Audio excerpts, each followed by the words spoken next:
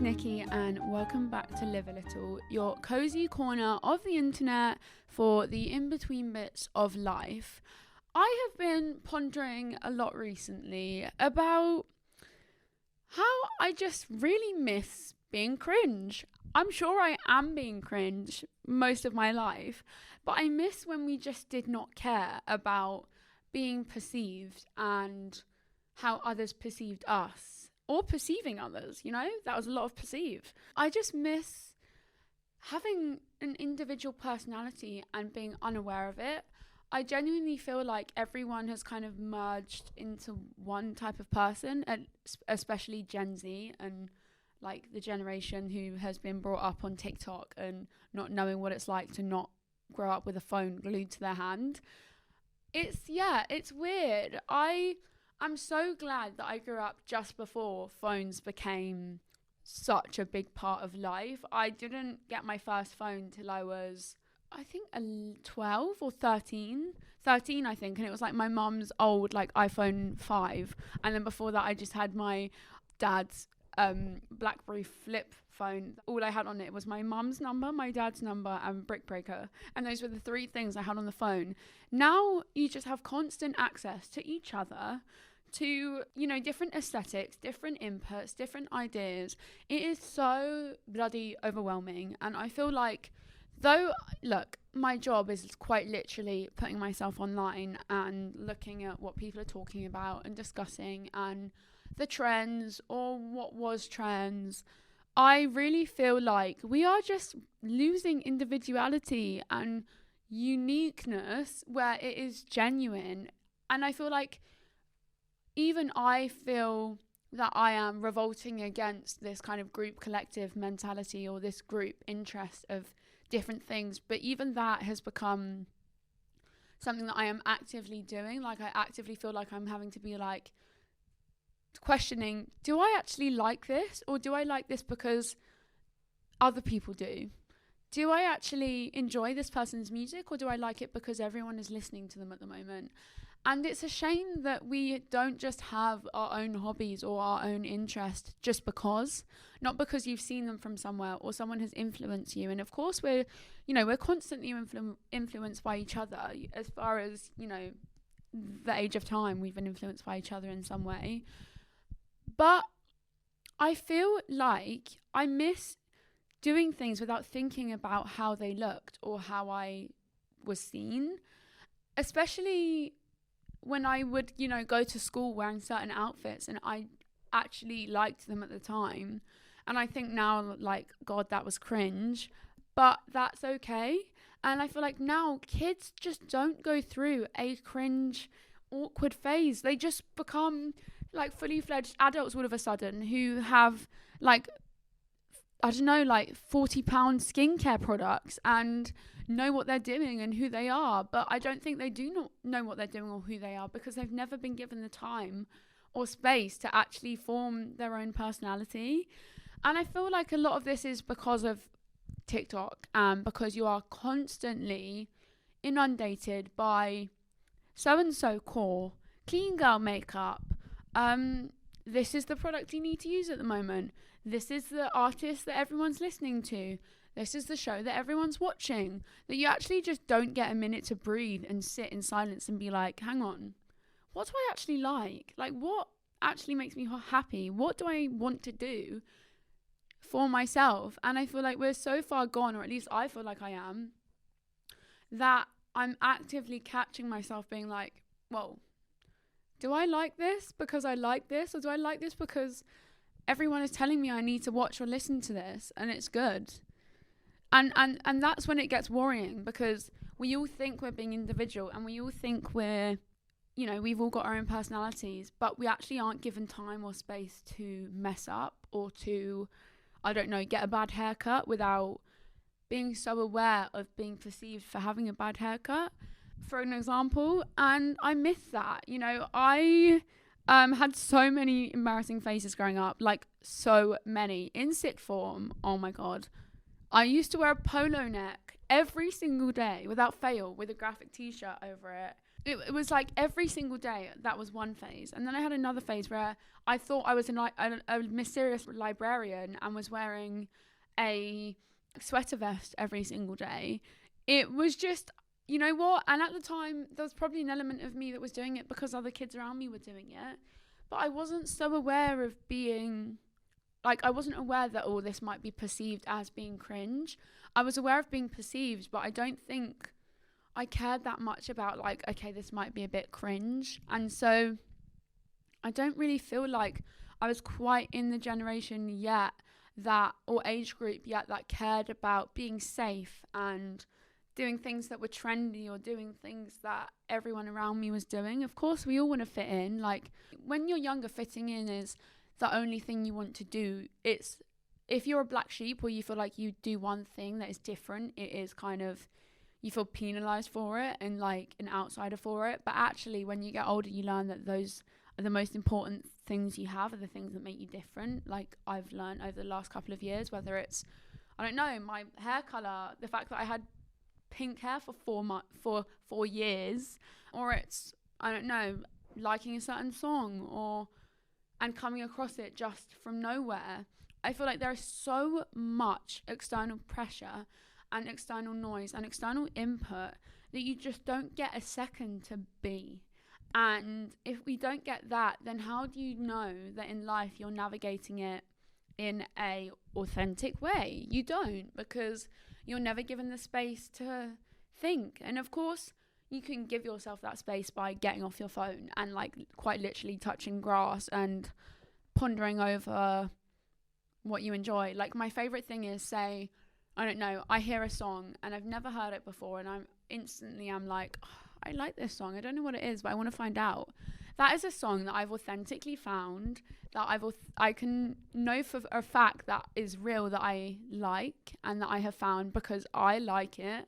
But if you hear a song on the radio 10 times, you're going to be convinced you like this song because you keep hearing it, not necessarily because you genuinely like it. And I feel like it's the same with, like, I don't know, hair colors, trends, personalities. I feel like everyone in the generation below me, and even my generation, are merging together. I don't think I can go on TikTok without hearing someone say 6'7". What does that even mean? What is this? I feel like I'm even like, what are you talking about? Skibbity the what? Like, I feel like I have no idea what is going on majority of the time, even though I'm only 21.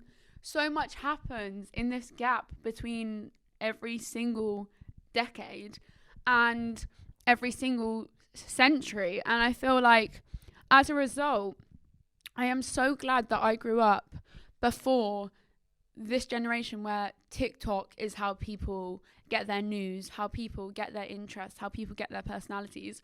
I grew up in, and it wasn't even I grew up, I'd say from like 10 onwards, I grew up in the old YouTuber era, which was like the Zoellas, and the Brick Crew era, which was like Girl Next Door. It wasn't trying to push anything on me. It wasn't trying to, I think the biggest thing I got out of that was how, like, I love Lush because Zoella loves Lush. Like, that was the biggest thing I got out of it. I want this bath bomb or this red lipstick from Rimmel because Zoella wants it. That was the furthest I got. But now it's every single day there's a new dance trend, there's a new makeup trend, there's a new what's right or what's wrong.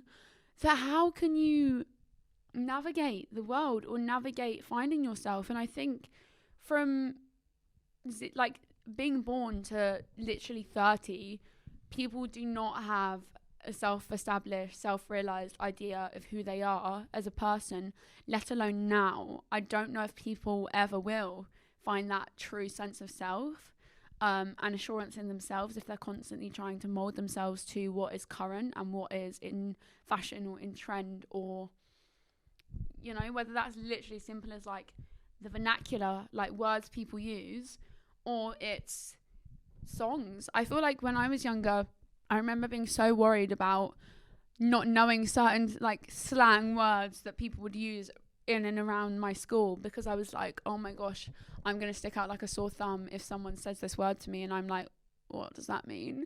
That I spent so long on Urban Dictionary just learning different phrases and what they meant, and it's like as soon as you learn them, then oh no, they're not cool anymore. Oh, no, they're old now.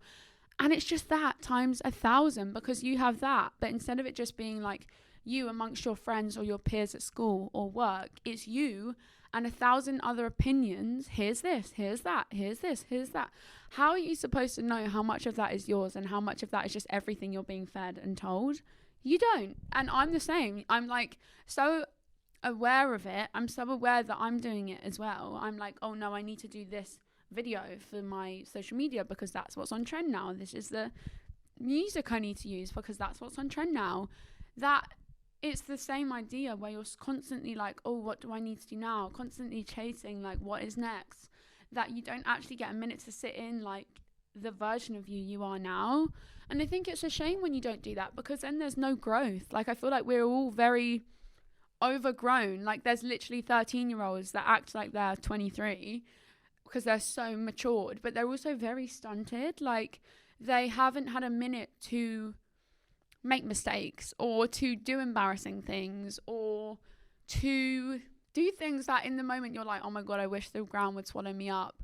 But in turn are actually in the long run character building, that it can be quite damaging. We're like stunted as a generation, but we're equally so matured as a generation that we don't get a minute to like play. That's the things. I don't think we get time now to just play and be messy and mess up. And you know, of course I don't mean messing up in like doing something that is like ethically wrong and morally wrong. I mean mess up in like, oh, like a bad tan job, like oh my God, I just made myself orange. Like you don't have, or like, oh God, I did pluck my eyebrows too thin, like things like that. You don't get time to just be messy and play in your appearance because you've constantly got people telling you what's the right way to look or be, or what brands are cool or not cool and things like that. And I think, like I've said, it can be really damaging and stunting, and that starts so early now. And so, you know, you just don't have a minute now to have phases in life or like look back on photos of you when you were younger and be like, oh, not a good choice, wish I didn't do that. But you grow from it and like it builds you as a person. There was so little like evolution as a person, I feel like, because you already are being spoon fed every answer to every question, that you aren't being able to just figure it out for yourself. You know, like I miss worrying that I'm not talking too much. I miss like not caring if someone rolled their eyes at me. I'm sure I cared, but I wasn't overly aware of thinking before I spoke, or like thinking like, oh, I'm talking too much or too little, or you know, I'm overdressed, I'm underdressed, I'm this, I'm that. I feel like you constantly now have a dialogue, whether you choose to or not, in your brain or from a phone.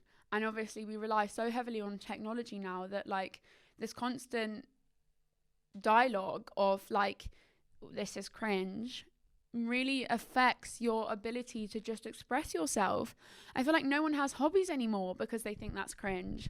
I don't even feel like I have hobbies, and that's not because I think it's cringe at all. I would love to have more hobbies. I think I'm so boring, but just more because I don't think hobbies get celebrated. Like when I was younger, I was on a boys football team. Me and one other girl were on a boys football team. Did the ballet. I was in fucking Glee Club when I was younger. Like I was like Rachel Berry in Glee Club. I was in Street Dance Club. Like I was in Recorder Club. I was in all these stupid clubs, Cooking Club. And I feel like clubs are just a lost art now, a dying thing.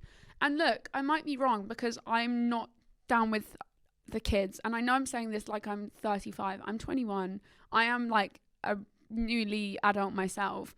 But I feel like people below me, younger kids, do not have interests or hobbies anymore because their personalities and TikTok has kind of become their hobbies. And if you asked any of them, what job do you want when you're older, they'd say, like, I want to be an influencer, I want to be famous, because that's all they see.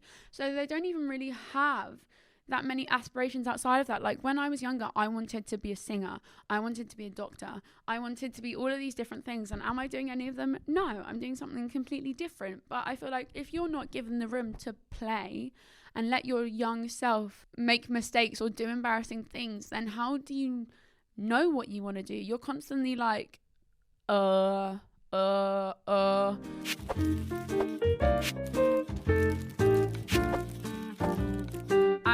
will believe that anyone's external opinion is verbatim. Like, one of my friends, bless him, he is so swayed by whatever people say to him. Like, he could pick up a top, love the top, but then if one of his other guy friends says like, like, let's say Carhartt's not really a cool brand right now, he'll put that top back down and be like, oh yeah, I didn't actually like it in the first place.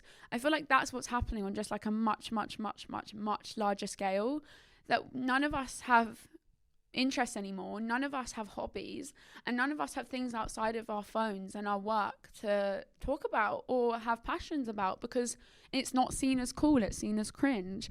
I think some of the best memories I've made in my life have come from me being cringe or messing up or being embarrassing, and in the moment you literally are like, oh, no one's gonna forget I did this ever, but people do.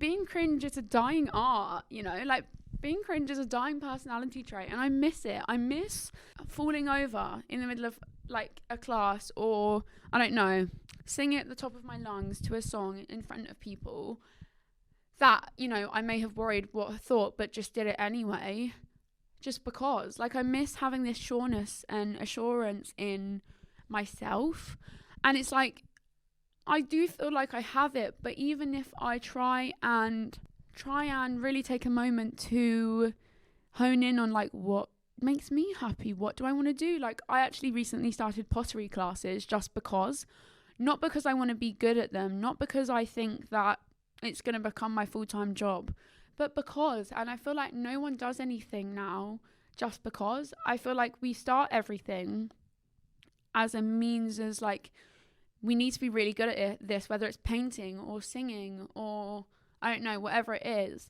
And if we're not good at it and we don't get external validation from someone telling us, oh, wow, she's really good, you know, that like, you just stop doing it. And so you don't actually even take a minute to be like, but do I enjoy this? Yeah.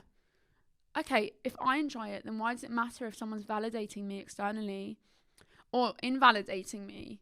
Like, why can't I just do this for the enjoyment of it? Like, look, can I paint to save my life? No. Am I going to be the next Vincent van Gogh? No. But if I want to paint because it like helps me detach from my work or stress or things like that, then why can't I just be free to do it and like not feel like I have to show a masterpiece of it at the end for people to like it or comment on it or like, you know, assure me that like it's good.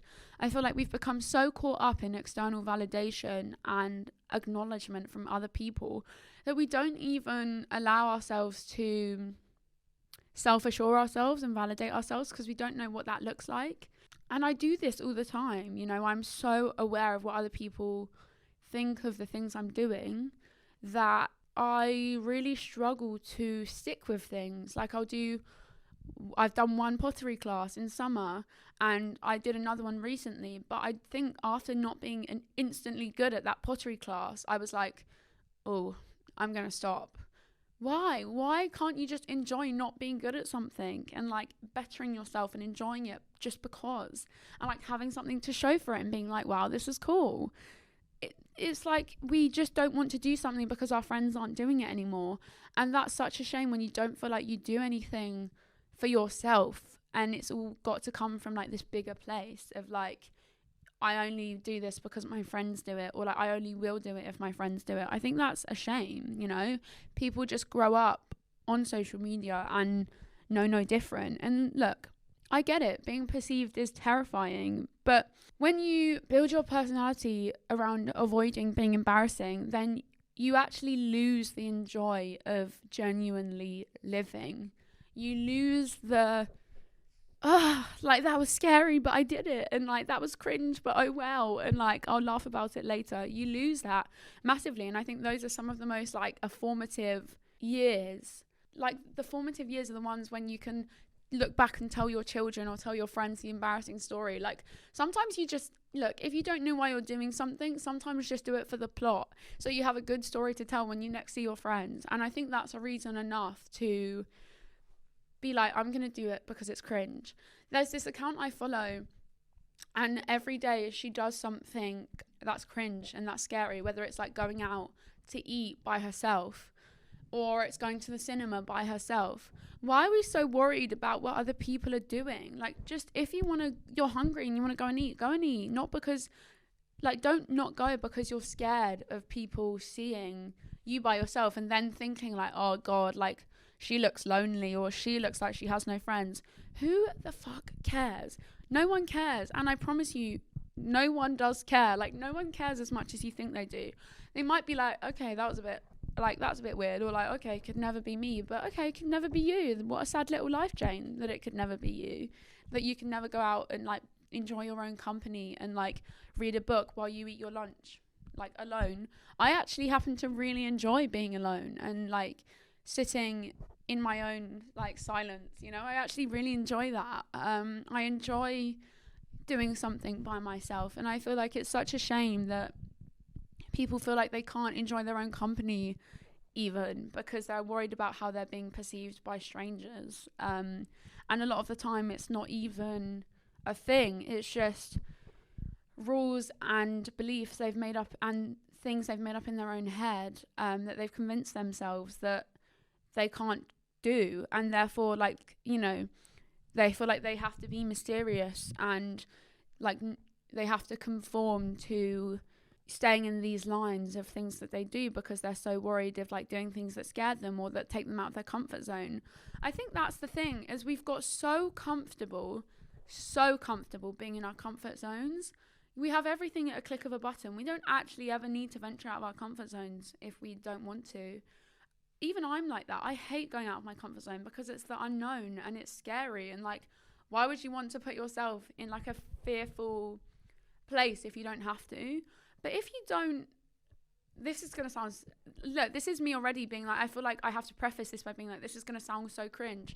So what if it sounds cringe? I feel like I'll be in a conversation with my friends sometimes and I'll say something really wholesome and then I'll be like, but I'll preface it because I'm like, this is going to sound so cringe. But I feel like even now I'm like, this is going to sound cringe. But if you don't know, you don't grow.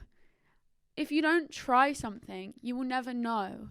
And I feel like it's in knowing and it's in, you know, being silly and it's in playing that you grow as a person. And otherwise you're just stuck. You're not living. You're not embracing. And that is just a sad reality if it's just another form of fitting in. And, you know, I'm just glad that I know what it's like to be in a world before technology and in a world before constantly having input and being aware of other people's perceptions of you, you know. Just do something because it feels fun, not because it fits a vibe or it fits an aesthetic. You know, the awkward phase, you know, the one that people are all trying to skip now, that's where you actually find yourself, in the cringe. And if you're not cringe, then that's a shame. So people are too scared to look uncool, I think, is what I've learned. And that is something that I know every single person nearer the end of their lives will regret ever worrying about, is that external validation.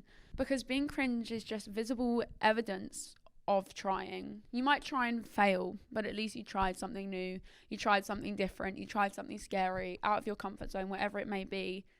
I feel like people are like scared to care about something these days, you know, of letting yourself be seen before you're polished. And honestly, that's brave. Like, trying something before it's good. It's the same with like when I started my YouTube channel, I did not have 10 million subscribers like I do now, or followers, when I started. So I had to do it and navigate it in that unpolished, in that awkward phase when I was acting like I was talking to an audience when there was only one person watching. But you get to the other side and you're so glad you did it, because I'm now here. Every single artist you've ever listened to, every single piece of art you've ever looked at, every single actor you've ever watched or actress have had the phase of being cringe, of not being successful at something before you see them in their like final form. And that is something that I want you to think about. When I look back at all my awkward eras, I don't cringe anymore. I smile because they were all formative and like imperative years of my life, and those were versions of me where I was learning, and I'm still learning, and I'm sure there's things I do now that I'll cringe at, but that is the point of life, not having everything figured out or like being perfect. And the ones that try and fail and like reinvent themselves over and over again, that is okay. You always have another chance. You always have another reason to grow. Every day is a new chance to, try something new. So do that. Try something. Just because, the girl in the polo neck and the graphic tee, she was trying to figure out who she was, even if it was awful. And even though I'll never wear that combo again, she's still a part of me, and she's proof that I was brave enough to be seen. And that's one little thought of the week before I end this episode off is, don't be scared of being perceived. Being perceived and being yourself is one of the genuinely biggest gifts in life. You'll never regret being you. You'll never regret being more you. And that is a really big thing I've learned. There's this quote in Alice in Wonderland that is like, I think the Mad Hatter says it to her, and he's like, you used to be mucher. And I absolutely love that, because it's so true. I feel like we're turning into less and less. And you know what? Be mucher. Don't worry about being too much or more for people. Be that. Live in your muchness, and let that muchness drive you, not your fear of others and you feeling like you need to lessen yourself and lessen your muchness. So do a slightly cringe thing this week. It could be something as simple as on your work break going to eat lunch by yourself, or it could be asking a co-worker to hang out one day after work that you haven't before, or it could be posting a silly photo, wearing the outfit that feels a bit much to something that maybe feels like too little of a place to wear it to. Do it. Because life is too short to constantly curate yourself into invisibility.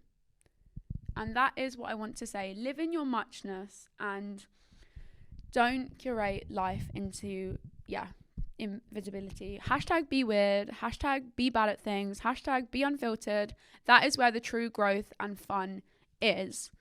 So thank you to listening to this one. I think this is my favourite podcast I've done yet, because I think this is something that we can all so deeply relate to, whether you're 6 or 60 or 96. I'm sure we all feel a little level of, wanting to shrink ourselves to fit the rooms we're in, rather than letting the rooms hold us in whatever, version of us we're in.